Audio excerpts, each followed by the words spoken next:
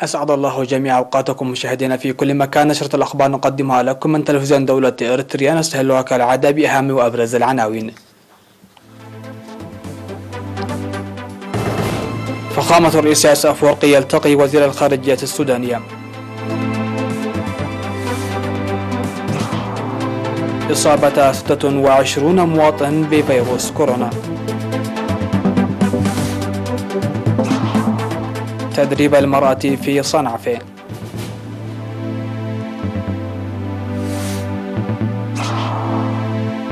قتلى وجرحى في هجوم إسرائيلي على مدينتين بسوريا. واشنطن وسول يتفقان على التعاون لنزع السلاح النووي من شبه الجزيرة الكورية. ونتنياهو يبلغ الرئيس الإسرائيلي فشله في تشكيل حكومة. أهلا بكم إلى تفاصيل النشرة. التقى فخامة الرئيس إسياس أفورقي اليوم 5 مايو بوزير الخارجية السودانية الدكتورة مريم الصادق المهدي، وقد تركز اللقاء حول تنسيق المجالات والأنشطة الدبلوماسية بين البلدين إريتريا والسودان. كما بحث فخامة الرئيس إسياس أفورقي والدكتورة مريم قضايا القرن الأفريقي الهامة. يذكر بأن فخامته قد التقى يوم أمس 4 مايو برئيس مجلس السيادة السوداني الفريق أول عبد الفتاح البرهان ورئيس الوزراء الدكتور عبد الله حمدوك، وأكدوا على العمل لتمتين العلاقات الإريترية السودانية المبنية على التاريخ والقيم المشترك والقضايا ذات الاهتمام المشترك وتطوراتها. هذا وقد وصل فخامة الرئيس إسياس أفورقي الخرطوم صباح يوم أمس 4 مايو في زيارة عمل تستغرق يومين تلبية للدعوة الموجهة إليه من رئيس مجلس السيادة السوداني الفريق أول عبد الفتاح البرهان. أعلنت وزارة الصحة أن الفحوصات المخبرية التي أجريت اليوم 5 مايو في مراكز العزل بأقاليم القشبركة والأوسط وشمال البحر الأحمر أظهرت إصابة 26 مواطن بفيروس كورونا، وظهرت 9 من الإصابات في علي قدر و7 في أديبرا و2 في قرمايكا بإقليم القشبركة، و6 إصابات في أسمرة بالإقليم الأوسط، وإصابتان في مصوع بإقليم شمال البحر الأحمر. كما شفي 35 مريض كورونا، 26 من إقليم القشبركة و6 من الإقليم الأوسط و3 من الإقليم الجنوبي.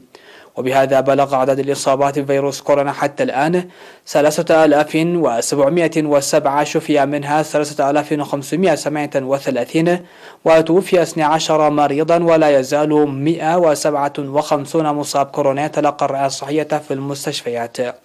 وزارة الصحة 5 مايو 2021.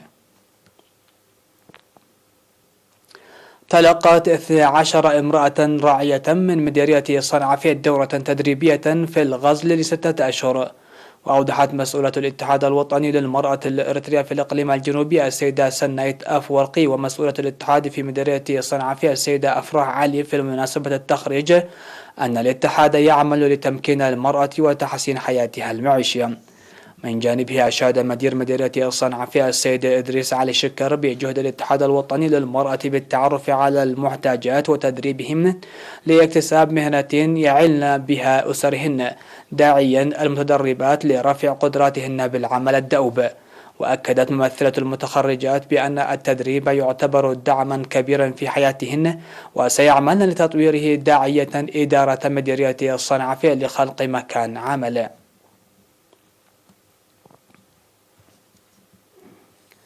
نظم الشباب العمال في مديريتي قندع وبارنتو كجزء من الأنشطة التنموية المنتظمة بمناسبة الفاتح من مايو اليوم العالمي للعمال، نظموا أنشطة تنفير واسعة وفعالة تمثلت في حفظ المياه وحماية التربة وضمان النظافة البيئية. وقد شارك في الأنشطة المنتظمة في مقبرة الشهداء بقندع أكثر من 150 موظف من شركات سجن للبناء ودنقلو للحدادة والنجارة وشركتي الرخام والطوب البلاط، وكذلك أعضاء القانون والانضباط بقسم تنمية مياه مدينة قندع. كما شارك في فعاليات النظافة المنتظمة في مقبرة الشهداء بحاضرة إقليم القشبركة مدينة بارنتو أكثر من 350 من أعضاء إدارة الإقليم وشركة إيرتيل للاتصالات وشركة السجن للبناء والعمل والرعاية الاجتماعية. وأشار كل من السيدة هبتة مريم مسؤول الشباب العمال في إقليم شمال البحر الأحمر والسيد عبد صالح في إقليم القاشبركة إلى أهمية استمرار أنشطة غرس الشتول ومكافحة انجراف التربة وضمان النظافة البيئية، موضحين إنجاز أنشطة فعالة في إطار البرنامج الموضوع. بدورهم أوضح المشاركون في البرنامج أن البرنامج الموضوع عن طريق الكونفدرالية الوطنية لعمال إريتريا برنامج يزرع الفخر والاعتزاز، مناشدين كافة الجهات الحكومية والإدارات القيام بمتابعة جادة لضمان استمراريته. مشاهدينا فاصل قصير من ثم نعود لمتابعة الأنباء على الصعيد العالمي، فتفضلوا بالبقاء معنا.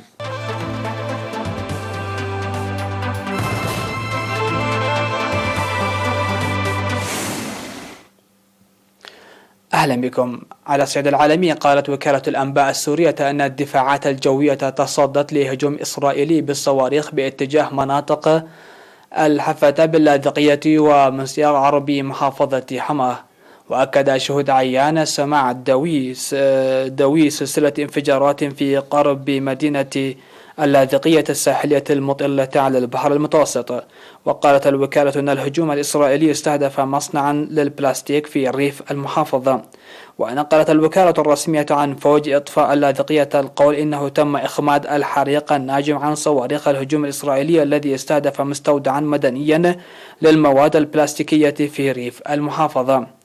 وذكر مصدر عسكري سوري لوكالة سانا الهجوم أسفر عن مقتل مدني وجرح 6 آخرين بينهم طفل ووالدته في حصيلة أولية، إضافة إلى وقوع بعض الخسائر المادية من بينها منشأة مدنية لصناعة المواد البلاستيكية.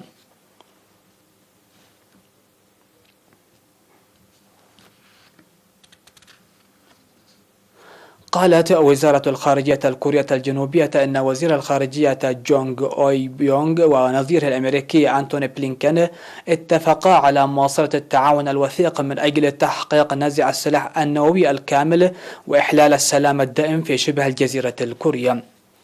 ونقلت وكالة الأنباء الكورية يونهاب أن هذا الاتفاق جاء في الوقت الذي التقى فيه وزيرا خارجية سيول وواشنطن في اجتماع ثنائي على هامش اجتماع وزراء الخارجية والتنمية المجموعة الدول الصناعية السبعة في لندن، بعد أن أكملت إدارة الرئيس الأمريكي جو بايدن مراجعتها لسياستها تجاه بيونغ يانغ. وأضافت أن وزيري خارجية البلدين اتفقا على مواصلة التعاون الوثيق من أجل تحقيق نزع السلاح النووي الكامل وإحلال السلام الدائم في شبه الجزيرة الكورية. وجاء الاجتماع بعد أن قال البيت الأبيض الأسبوع الماضي أن واشنطن أكملت مراجعة سياستها وستسعى إلى اتباع نهج محسوب وعملي تجاه هدف الإخلاء الكامل لشبه الجزيرة الكورية من الأسلحة النووية.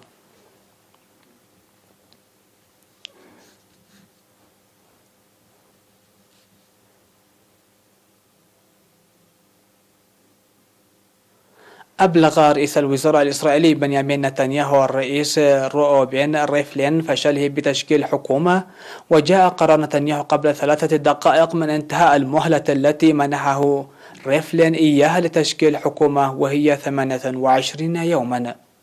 ولم يتمكن نتنياهو رئيس حزب الليكود اليميني من الحصول على أغلبية 61 نائبا من أصل 120 في الكنيسة البرلمان اللازمة لتشكيل الحكومة. ولم يطلب نتنياهو من الرئيس الإسرائيلي تمديد المهلة لمدة 14 يوما إضافيا.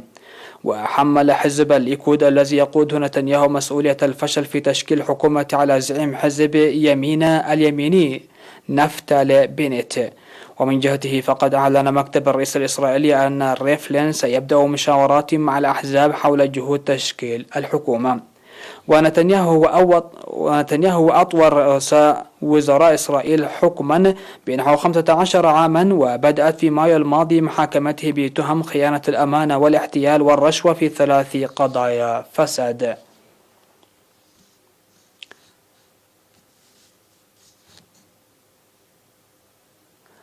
الخبر الأخير في هذه النشرة: أنجبت امرأة من مالي 9 أطفال، وهو عدد أكبر بمولودين مما رصده الأطباء داخل رحمها المزدحم، لتنضم إلى مجموعة نادرة من النساء وضعن 9 توائم. وفجر حامل حليمة سيسيه البالغة 25 عاما حالة من الذهول في الدولة الواقعة بغرب أفريقيا وجذب انتباه زعمائها. وعندما قال الأطباء في مارس أن سيسيه بحاجة إلى رعاية متخصصة نقلتها السلطات جوا إلى المغرب حيث وضعت مواليدها. وقالت وزيرة الصحة في مالي فانتا سيبي في بيان أن المواليد الجدد والأم بخير. وإنجاب 9 مواليد أمر في غاية الندرة إذ تعني المضاعفات الطبية لوضع أكثر من مولود بهذا الشكل أن بعض الأجنة لا تكمل فترة الحمل.